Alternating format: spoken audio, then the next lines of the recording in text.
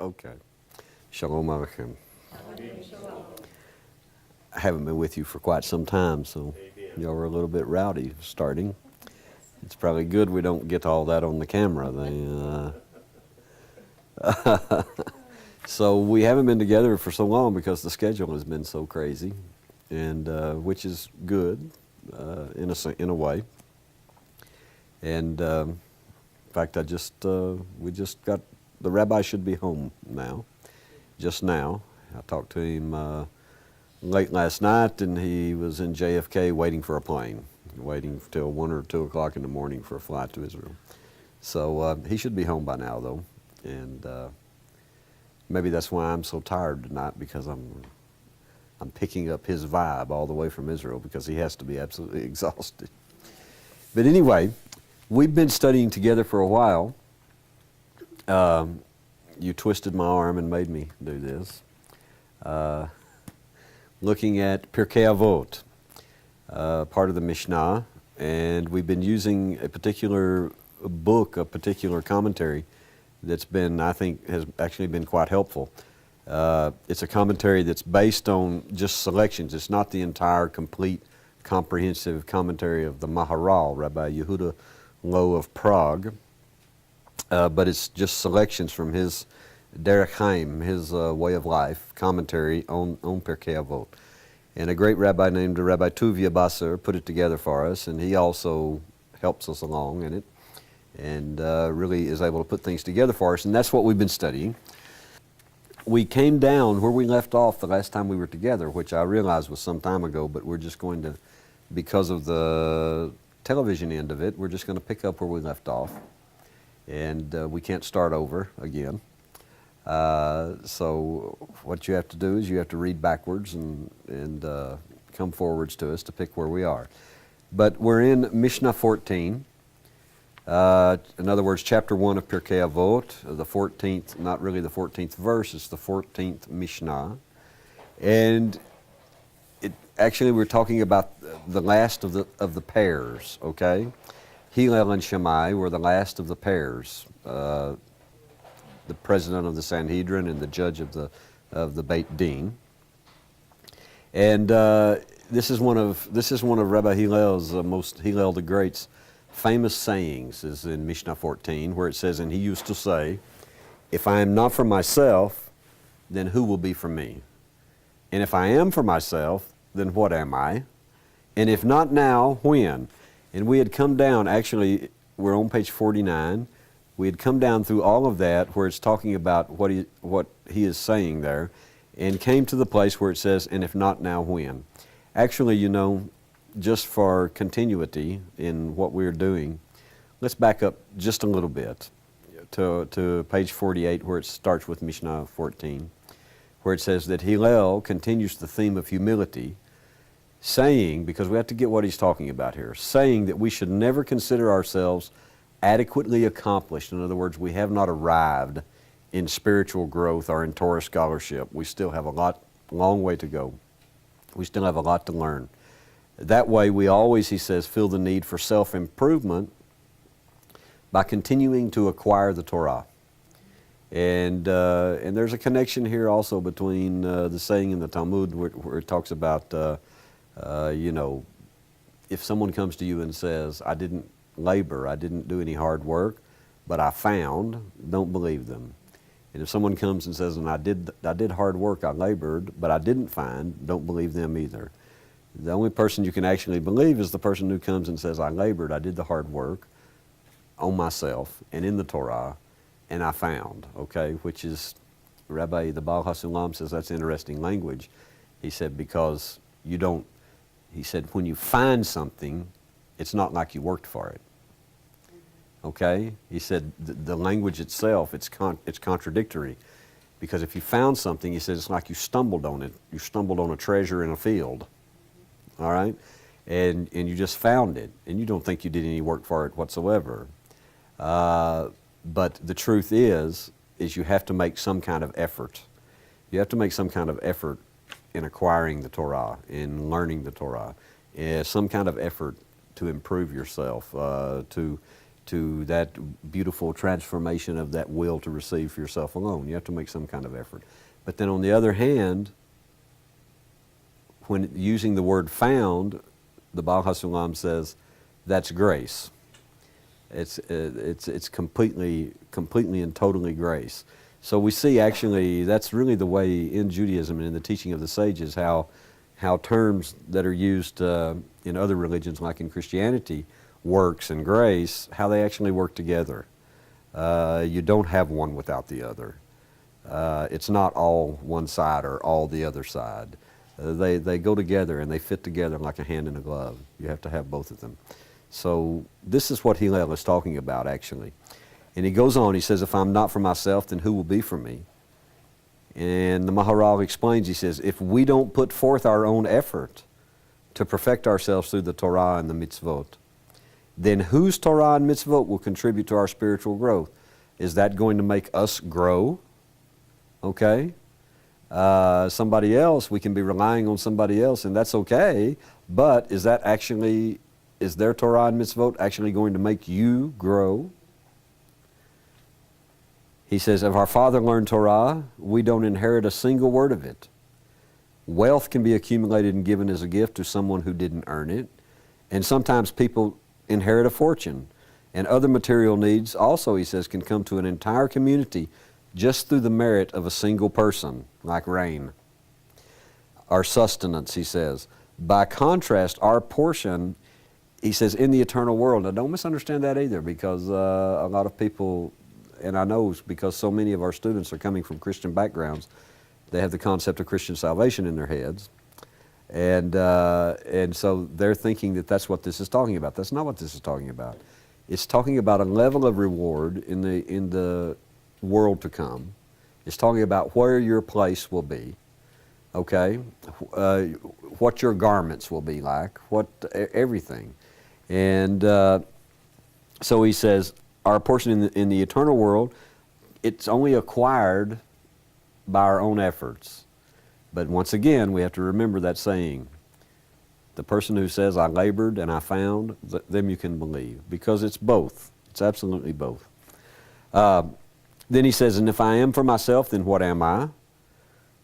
And the Maharal tells us that Hillel means, even if I fulfill my obligation to perform the mitzvot, to perform the commandments, I'm just flesh and blood.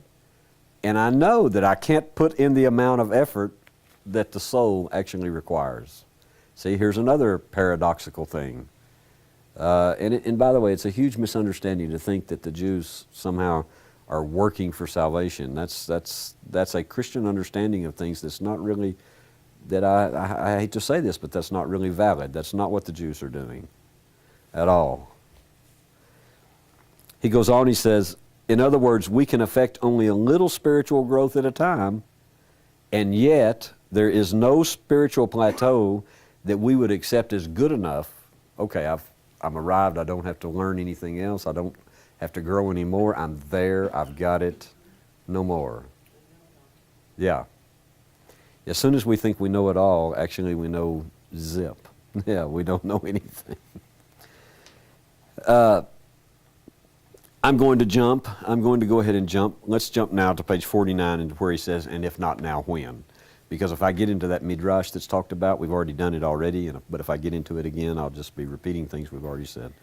So let's jump. So if not now, when? He says the third limitation to any of our achievements is that life is very short.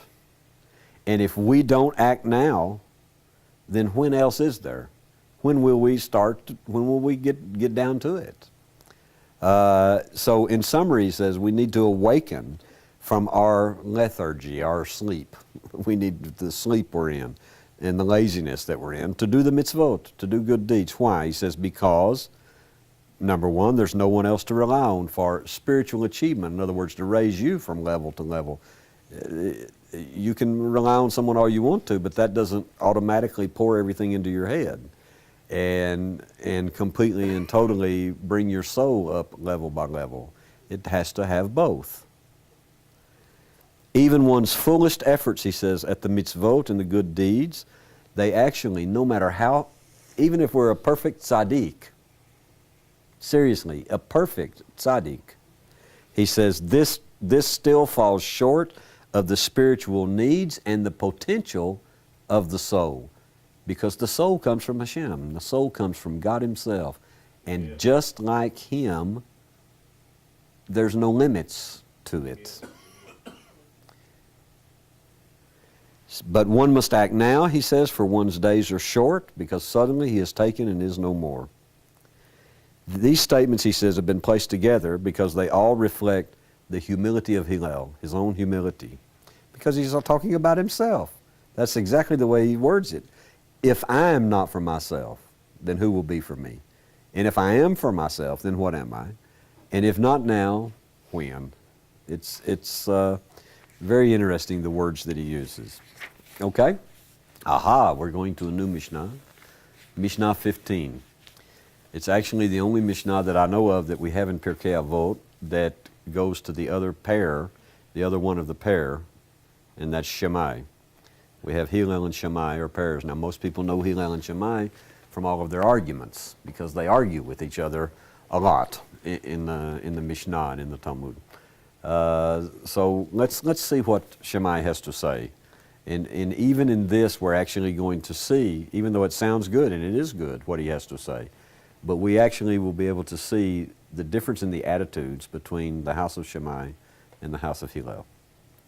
And then maybe we can actually, before this is over, give some kind of explanation on that.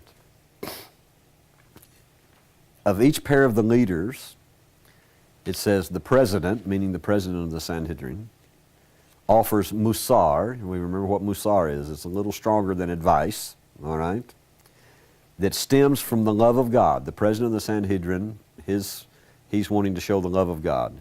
And the head of the rabbinical court, the chief judge of the rabbinical court, offers his musar that stems from the fear of God. You remember, we've seen that back and forth. The Maharala showed us that back and forth, which they're both two sides of the same coin.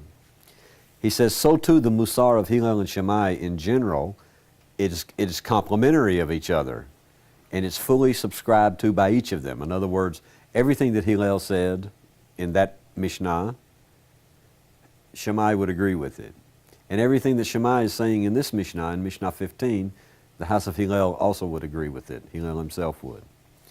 But he says, to a certain extent, however, their advice also reflects a difference of perspective on life. They had a difference in perspective. He says, as we will see, there are situations in which Hillel would disagree with the application of Shammai's musar that is actually presented in this Mishnah. And by the same token, also Shammai would disagree with what Hillel just presented in certain situations. The Maharal goes on and says, each one of them embodied his philosophy of life in his own personality. Hillel maintained a forgiving and tolerant personality. He did not insist that others do things his way. And he tried to find a way to accommodate other views as long as they were within the scope of the Torah. As long as the Torah could, if the Torah could accommodate them in some way, then Hillel would accommodate them in some way. Hillel's view, he says, is crystallized in his admonition, if you remember, the admonition that he gave to pursue peace, to chase after peace. For that requires telling the disputing parties to forgive what the other has done and not to insist on absolutely it's going to be my way or the highway. One of the two, okay? No compromises. Those qualities, he says, must underlie Hillel's musar, for how could we ask others to be forgiving and tolerant unless we ourselves are also forgiving and tolerant? Hillel would never do that. None of the rabbis will ever do that. Will actually ask you to do something that they also aren't practicing. Musar is what? Musar is like ethical advice, but it's a little stronger than that. It's, you remember, it's really an admonition.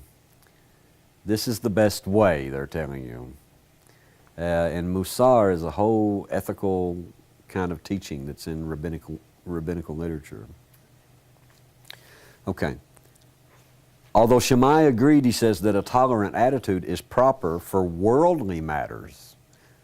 In this realm, in the world of Asiyah, okay? Like quarrels, when it came to matters of religious practice, which he saw as connected to the higher realms, then he was very exacting and he was adamant in his standards. It was either his way or no way.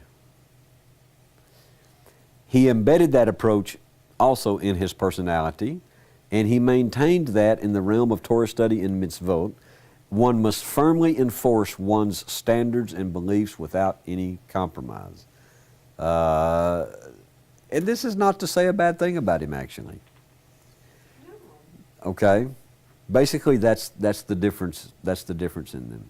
Hillel would try to, in other words, if another community had a different custom, Hillel would try to see how is that a fulfillment of the Torah? And oh, of course that's a fulfillment of the mitzvot. You can fulfill the mitzvot that way. Shammai would not be that way. It was his way, the way he had decided, and there was no compromise in that whatsoever. Now, here's the deal. The deal is the halakha follows Hillel. All right? This was a decision the rabbis make later on. Because if we go through the Talmud, there are so many arguments and they're all arguments about halakha, whether something is appropriate or whether it's not. And Shammai is very strict, okay, in the sense that it has to be their way. And Hillel is very accommodating and forgiving and very, very tolerant of different ways to do certain things in the way they should be done in halakha. So the rabbis had to make a decision. Who do we follow? This is the last pair. I mean, these are the last pairs that come, that the tradition of Torah, and actually Torah, not just tradition, but is coming from mouth to ear, coming down all the way from Mount Sinai. So what do we do? Who do we follow? And the Sanhedrin made a majority decision that we follow in this world, in this age, we follow the halakha of Hillel. That's the key. In this age. No. In this age. Meaning, they also said, but in the world to come, then we will follow the halakha of Beit Shammai. And the reason is because they realized that in this age, the condition of souls and bodies during this period of time, we are on such a lower level, and the world is in such a mess, that the halakha of Hillel is more realistic. The halakha of Hillel is for this time. It's for this age. And that's why he's much more open. But in the world to come, when we are on a totally different spiritual level, and when our souls have grown, and when we're much more aware spiritually, then the halakha can be more strict. There's more strict matters concerning it. So it's not like they throw Shammai out and say he was a bad rabbi. That's what a lot of people think, but that's absolutely not. So they don't do that at all. It's his halakha. He was so spiritually attached and unattached from this world, okay, that he made halakha for the world to come, not for this world. Okay, now what was your question? Have you forgotten it? Do we have to do this? Well, of course. But he has control. You said that the Sanhedrin appointed to halakha by Hillel. They made the decision that What the halakha Sanhedrin are you talking for this about? age follows the halakha of Hillel the Great. What Sanhedrin was that? It would actually have been one. I'm not completely sure. I'll have to look it up. Okay. I'm not completely sure, but I'm probably after the destruction of the Second Temple, because some of these arguments are still going on in the first century. So I'm probably pretty sure it's probably one after the destruction of the Second Temple, before the Sanhedrin was completely disbanded. Okay. Okay. He wants to give us here a philosophical analysis, and we need to read all of these words because it will help us very much so in understanding all of this. Before we go any further, though, let's just read this Mishnah 15, okay, and then we'll come back here. Shammai says, make your Torah study a fixed practice. In other words, so many chapters, certain time of day, same place every day, a fixed practice. Say little and do much, and receive everyone with a cheerful face. That is his Mishnah, and that is his Musar. Okay? All right. Now, back on page 50. Hillel versus Shammai, he says a philosophical analysis. He says, change is a physical characteristic, and therefore it befits physical beings to change and adjust to each other. And by the way, we know, and this is why we follow the halakha of Hillel, why they ruled that, because we know, all of us as physical beings in this world, the reason we're here is actually change, which we resist at all costs. But that's really the reason that we're here.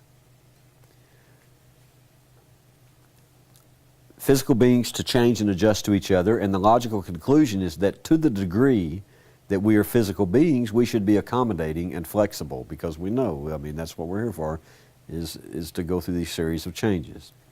Conversely, the intellect, or what in Hebrew is called seko, is non-physical, and hence it is not susceptible to change or accommodation.